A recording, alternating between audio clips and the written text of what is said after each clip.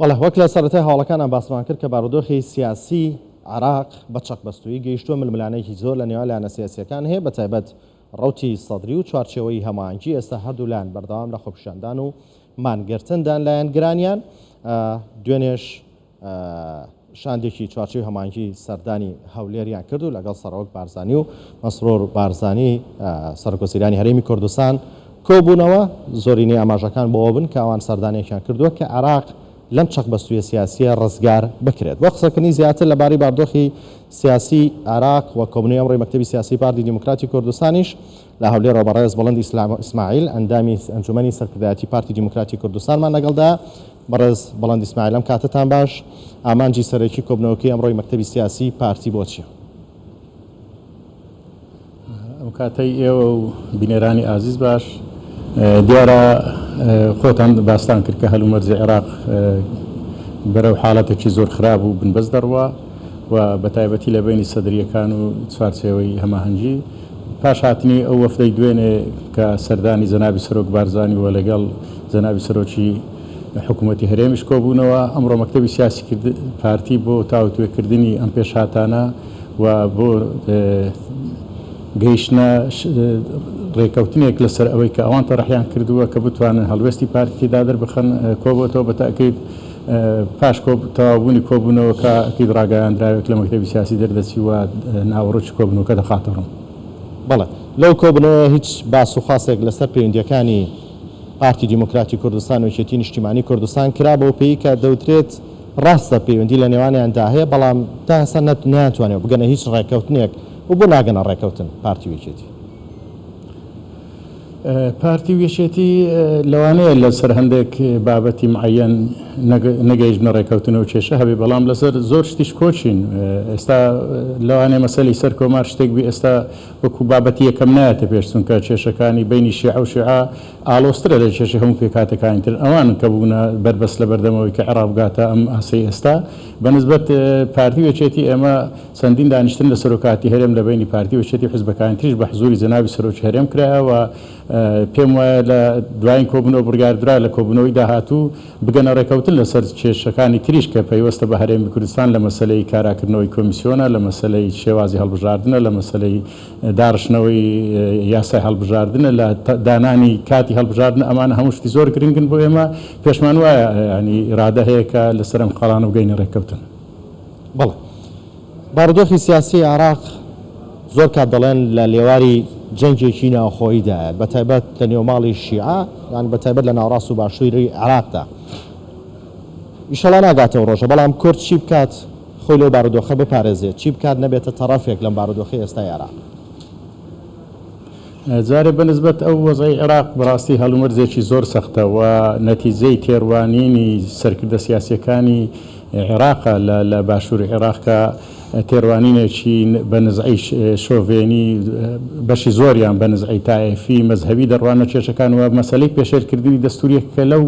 کارە خراپانەی کە عێراقی بەم ئاستەگەیان بەتاخۆ لە پاش هەڵبژاردننی ساڵی ڕابردوو دەکرا دەواازەیەکی باش بوو دەکرا ڕێگە بدرێت کە کوتلەی زۆرینە حکوومەت پێک بهێنی ئەمیش تەجروبە بکرێن و هەنگاو بهاوژرێ بۆ مەسەلەی چاکسازی بەڵام بەداخەوە ینی نەکەر ئەمە نەکرا و نەکەر دەستور پێشێرکرا بەڵکو مؤسسات و دامەزراوەی دادوەریشیان کردە بەشێک لە ململانەی سیاسی کە چەندین بڕیار و شتی وایان دەرکرد بڕیاری وایان دەرکرد کە هەموو پێچەوانەی دەستور بووە ئەمانە خۆی هۆکار بوو بۆ ئەوەی زیاتر وەزعەکە گرژ بێ وگاتە واستێکی ئێستا تێدایە و ئێمە وەکو پارتی دیموکراتی کوردستان پێمان وایە کە لەگەڵ ئەوەی کە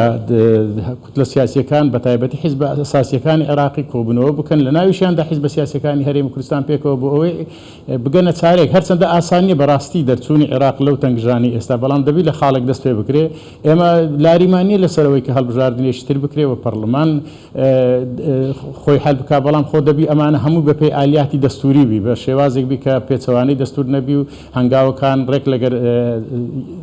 بەندەکانی دەستور بێنەوە و هاتنی دوێنێ هادی ئامریش پێمان وایە هەر بۆ لەسەرەوە ساسە بووە کە هەوڵ بدرێ حیزبە سیاسیەکان کۆک بن لەسەر بەرنامەیەک هەم دیارە سەدەریەکان لەگەر ئەوەنە کە پەرلەمان هەڵبژێتەوە ئیتاری تەنسیقش لەگەڵ ئەوەنە کە حکوومەتێکی تر دروست بکرێت لە هەموو حاڵەتێکدا ئێمە کە پەرلەمان هەڵوەشێتەوە دەبی بەرەو هەڵبژاردنێکی تر بچین بۆ هەڵبژاردنێکی تریش دەبی حکوومەتێک هەبی ئیدارە ئێمە هەڵبژاردنە بکە یاسایەکەبی کە هەڵبژاردننی پێ بەڕێوە بچی بۆیە ئەمانە ئەگەر لە چوارچێوەی دەستوڕێک بخرێن ئێمە وەکو پارتی دیموکراتی کوردستان لاریمان لەسەر نیە بەنسبەت نێوانی حیزبە سیاسیەکان ئێمە پێمان وایە ئەو بابەتانی کە جێگای خلافن و زۆر قرسنین دەکرێت جارێت تەزیل بکرێت باسی نەکرێت مەسلەی سەرکۆمار ئێستا وەکوتم لە ئەولەوێتی کارەکاندانی چونکە کێشەی ئەو شیعەیە کە عێراقی بۆ ئاستەگەیان زۆر زار دەیانەوێ ئەمە بێخنەمەلی کورد و زۆر زار بەیان نامە دەرەکەن کە پێویستە پارتی وێژێتی لەسەر پاڵی وراکرێکەون هەرچەندە خۆ جێگای خۆشحاڵی دەبوو ئەگەڕێکەوت بێن بەڵام ئەمە نییە کە عێراقی گەیاندا ئاسا بۆی ئێمە پێمان وایە لە پارتی دیموکراتی کوردستان کە پێویستە حیزبە سیاسیەکانی کوردستان بە تایبەتی پارتی وێچێتی لەسەر تێڕوانینیان بۆ چارەسەری کێشە لە عێراق تێڕوانینیان بۆ ئایندەی عێراق تێڕوانینیان بۆ مەسائیلی پەرلەمان تێڕوانینیان بۆ کێشەکانی بینی هەرێم و بەغداد تێڕوانینێکی یەکگرتووبی کە ئەوانە وەکو سەوابت چاوی لێ بکرێت ئەگەر خلافێکی تری شەبی دەکرێت جارێت تەزیل بکرێت وەک تۆش ئاماژەت پێت کرد کە پارتی دیموکراتی کوردستان لەگەڵ ئەنجامدانی هەڵبژاردنێکی دیکەی پێشوەختەیە لەگەڵ عێراقدا و ئامادەیە کە بەشداری هەڵبژاردنەکە بکات و هیچ کێشێکی لەگەڵی نییە بەڵام داوەکو تۆ ئاماژەت پێ کرد کە دەڵێن بەپێی دەستور و لەگەڵ ئەوەشدا دەبێت لایەنە سیاسەکان پێشتر ڕێکەوتنی بکەن کە بە ئەنجامەکان ڕازی بن بەڵام ئێوە پێتان وایە لە عێراقدا شتێک کە گرنگی پێ نەدراوە ئەوە نییە کە گرنگی بە دەستور نادرێت و دواتریش کار بە ڕێکەوتنەکان ناکرێت بەداخۆ لە عێراق پێشێرکردنی دەستورە عێراقی گەیاندا ئەو دۆخە داخراوە ئەگەر دەستور پێشێل نەکرابایە سبەران بەرەی استحقاقاتی هەرێمی کوردستان چل لە بینی خۆشیان لە تەعامل لەگەر پەرلەمان و بە تایبەتی دادگای فیدرالی بەداخەوە یعنی بۆ بەشێک لە ململانەی سیاسی ئەمانە هەمووی وای کرد کە عێراق بگاتە ئەو دۆخی ئێستا ئێمە وەکو پارتی لە هەر ڕۆژێک انتخابات بکرێ حاضرین و لەگەڵ ئەوەن کە ئەو بابەتانی کە تێکرای حیزبە سیاسیەکان لە عێراق بە تایبەتی حیزبە ئەساسیەکان لەسەر ڕێک دەکەون ئێمە لەگەڵ ئەوەیە بەرەو ئەوەی بەو ئامانجەی کە بتوانین بەرەو انتخاباتێکی تر بچین بەڵام بە مەرجێک نەتائیجی انتخاباتش قبول بکرێت چونکە تۆ ناکرێت هەموو جارێ هەڵبژاردن هەند ساڵێک نا بە هەڵبژاردن کراوە بەڵام نەتائیجەکانی قبول نەکرا خۆ ئەگەر هەڵبژاردنێکی تریش بکرێت و بە هەمان شێوە هەمان عەقلیەت هەمان دەرەنجامی لێ بکەوتە من پێم وایە وەزعی عێراق ئاڵۆزتر دەبی چاکترنایی بۆیە پێشوەختە دەبێ ڕێکەوتن بکرێ مەرجدا بدرێ بۆ ئەوەی کە ئەو لانانەی بەشداری هەڵبژاردن دەکەن بە نەتائیجەکانی ڕازی بن و لە چوارچێوەی دەستوریش دەرنەچن بەڵێ بەڕێز بڵاند ئیسماعیل ئەنجامی ئەنجومەنی سەرکردایەتی پارتی دیموکراتی کوردستان لە هەولێر و لەگەڵ مانداوی سوپاس بۆیەوە سپاس بێ